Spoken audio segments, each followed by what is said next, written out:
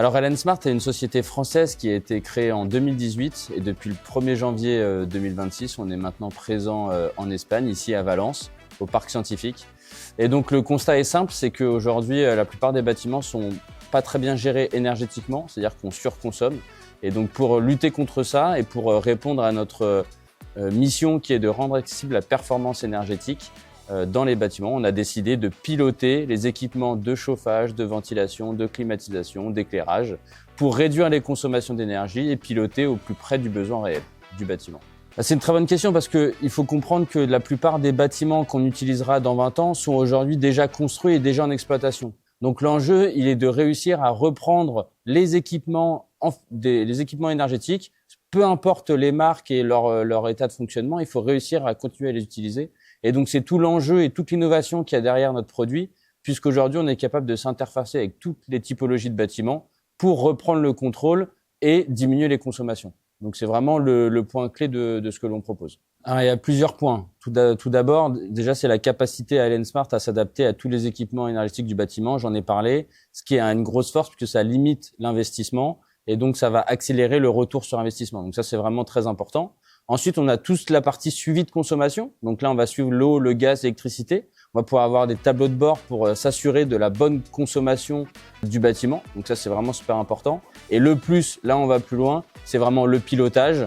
C'est vraiment non passer à l'action. C'est pas seulement constater, c'est aussi agir, passer à l'action.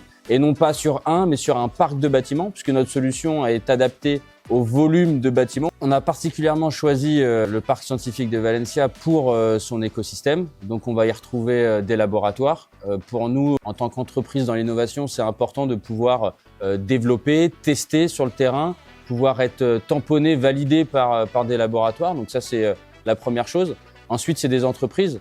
Donc on a autour de nous un certain nombre d'entreprises sur qui on peut tester nos innovations, sur qui on peut présenter, proposer, échanger, discuter. C'est vraiment le deuxième point. Le dernier point, c'est tout l'écosystème d'étudiants sur lequel on peut retrouver la future génération qui va pouvoir nous rejoindre, nous donner des idées, nous challenger. Et donc ça, c'est très important, le développement, de savoir rester en contact avec tout cet écosystème-là et ne pas s'enfermer dans nos bureaux et développer nos solutions dans notre coin. Quelle ambition? L'ambition, elle est très forte chez Ellen Smart, ça c'est sûr. L'entreprise a commencé en France, j'en ai parlé. L'ambition, ça a été très vite de s'expatrier et maintenant d'ouvrir l'Europe et le premier pays étant l'Espagne. Donc il y en aura d'autres qui vont suivre après l'Espagne, mais le premier est l'Espagne.